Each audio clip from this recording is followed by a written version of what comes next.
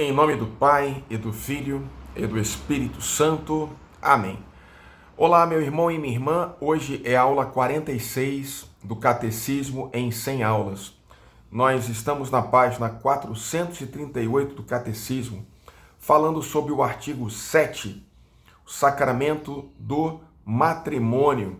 Estamos falando sobre um sacramento de serviço, assim como o sacramento da ordem. Você se lembra, são 7 sacramentos, 3 sacramentos da iniciação cristã, batismo, confirmação e Eucaristia. 2 sacramentos de cura, a confissão e a unção dos enfermos, e 2 sacramentos de serviço, a ordem e o matrimônio. Hoje falamos sobre o matrimônio.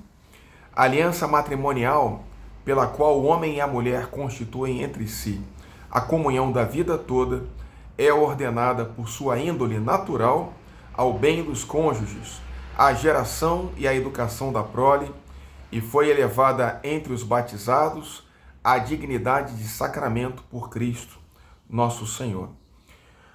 O matrimônio, a Sagrada Escritura inicia com a criação do homem e da mulher, à imagem e semelhança de Deus.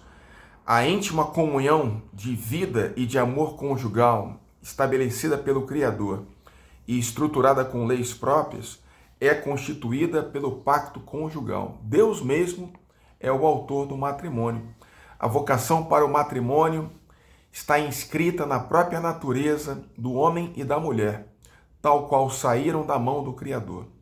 O casamento não é uma instituição simplesmente humana, apesar das inúmeras variações que sofreu no curso dos séculos, nas diferentes culturas, estruturas sociais e atitudes espirituais. Deus, que criou o homem por amor, também o chamou para o amor, vocação fundamental e inata de todo ser humano, pois o homem foi criado à imagem e semelhança de Deus, que é amor. Tendo Deus criado homem e mulher, seu amor mútuo se torna uma imagem do amor absoluto e indefectível de Deus pelo homem. Esse amor é bom, muito bom, aos olhos do Criador, que é amor. Esse amor abençoado por Deus é destinado a ser fecundo e a se realizar na obra comum da preservação da criação. Deus os abençoou e lhes disse: sede fecundos e multiplicai-vos, enchei a terra e submetei-a. Que o homem e a mulher tenham sido criados um para o outro, a Sagrada Escritura o afirma. Gênesis 2,18. Não é bom que o homem esteja só. A mulher, carne da sua carne, é igual a ele, bem próxima dele. Lhe foi dada por Deus como um auxílio, representando assim Deus em quem está o nosso socorro. Por isso deixará o homem o pai e a mãe e se unirá à sua mulher, e eles serão uma só carne. O próprio Senhor nos mostra que isto significa uma unidade de suas duas vidas, lembrando qual foi desde o princípio o desígnio do Criador, de modo que eles já não são dois, mas uma só carne. Não obstante a ordem da criação, o pecado, ele faz com que exista uma dificuldade para a prática do amor conjugal. Nós vemos no livro do Gênesis como o homem e a mulher, depois do pecado, já começam a brigar. Adão acusa Eva de ter sido ela que lhe conduziu ao pecado, e assim há uma certa tendência ao pecado. Por isso, o casal necessita da graça de Deus para viver o seu amor. Diz o Catecismo: para curar as feridas do pecado, o homem e a mulher precisam da ajuda da graça de Deus. Em sua misericórdia infinita, jamais lhes recusa. Sem esta ajuda, homem e mulher não podem chegar a realizar a união das suas vidas, para a qual foram criados no princípio. Então, o centro da vida do casal deve ser Deus. Não deve ser um e o outro, mas sim Deus, que lhes garante a graça necessária para que seu amor conjugal seja fecundo, a imagem do amor que Deus tem para conosco. Nesse sentido, Jesus Cristo valoriza o amor de um casal. No início da sua vida pública, por ocasião de uma festa de casamento, Jesus realiza, a pedido da sua mãe, seu primeiro sinal. A igreja atribui grande importância à presença de Jesus nas bodas de Caná. Vê nela a confirmação de que o casamento é uma realidade boa e o anúncio de que, daí em diante, será ele um sinal eficaz da presença de Cristo. Em sua pregação, Jesus ensinou sem equívoco o sentido original da união do homem e da mulher, conforme quis o Criador desde o começo. A permissão de repudiar a própria mulher, concedida por Moisés, era uma concessão devida à dureza do coração. A união matrimonial do homem e da mulher é indissolúvel, pois Deus mesmo a ratificou. O que Deus uniu, o homem não separe. Como Jesus veio para restabelecer a ordem inicial da criação, perturbada pelo pecado, ele mesmo dá força e a graça para viver o casamento na nova dimensão do reino de Deus. Seguindo a Cristo, renunciando a si mesmos e tomando cada um sua cruz, os esposos poderão compreender o sentido original do casamento e vivê-lo com a ajuda de Cristo. Esta graça do matrimônio cristão é fruto da cruz de Cristo, que é fonte de toda a vida cristã. O apóstolo Paulo quer fazer entender quando diz: maridos, amai as suas mulheres, como Cristo também amou a igreja e se entregou por ela a fim de santificar, acrescentando imediatamente: por isso o homem deixará seu pai e sua mãe e se unirá à sua mulher, e os dois serão uma só carne. Esse mistério é grande. Eu digo isso com referência a Cristo e à igreja.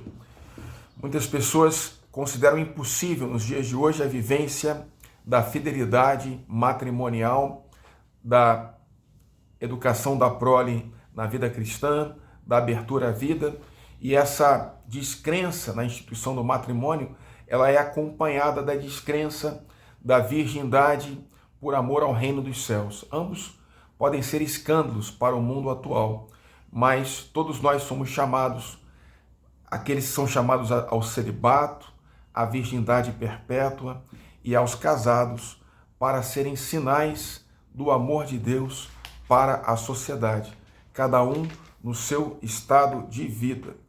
Portanto, a celebração do matrimônio, ela é válida através do consentimento matrimonial dos dois esposos, do qual o ministro, diácono, padre ou o bispo é meramente um assistente, uma testemunha que vai dar a bênção a esse matrimônio. Mas os ministros são os próprios esposos e o consentimento é o selo divino para que o matrimônio seja válido. Então, o consentimento do casal deve ser livre, não deve sofrer constrangimento, não deve ser impedido por nenhuma lei natural ou eclesiástica. Consentimento consiste num ato humano pelo qual os cônjuges se doam mutuamente e se recebem. Eu te recebo por minha mulher, eu te recebo por meu esposo. Então, se faltar esta liberdade, o casamento será inválido. O sacerdote ou o diácono que assiste o matrimônio acolhe o consentimento dos esposos em nome da igreja e dá a bênção da igreja. A presença do ministro da igreja e também das testemunhas exprime visivelmente que o casamento é uma realidade eclesial. Portanto, a igreja normalmente exige dos seus fiéis a forma eclesiástica da celebração do casamento, porque o matrimônio sacramental é um ato litúrgico. Por isso, convém que seja celebrado na liturgia pública da igreja. O matrimônio cria direitos e deveres na igreja, entre os esposos e relativos à prole. Por ser um matrimônio um estado de vida na igreja, é necessário que haja respeito e certeza, né? Por isso, a obrigação de haver testemunhas. E o caráter público do consentimento protege o mútuo sim, que foi dado e ajuda a permanecer fiel. Muito bem. Para que o sim dos esposos seja um ato livre e responsável, e para que a aliança matrimonial tenha bases humanas e cristãs sólidas e duráveis, a preparação para o matrimônio é de fundamental importância. Portanto, o catecismo ensina que do matrimônio válido origina-se entre os cônjuges um vínculo que, por sua natureza, é perpétuo e exclusivo. Além disso, no matrimônio cristão, os cônjuges são robustecidos e como que consagrados por um sacramento especial aos deveres e à dignidade do seu estado.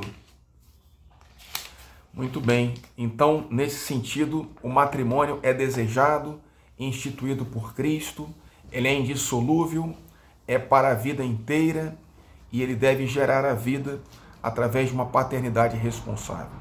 Tudo isso é possível com a graça de Deus e sempre com a intercessão da Virgem Maria, que não deixa faltar o vinho novo do amor, da paz e da prosperidade ao casal que se ama. Pela intercessão da Virgem Maria, abençoe-vos o Deus Todo-Poderoso, Pai, Filho e Espírito Santo. Amém.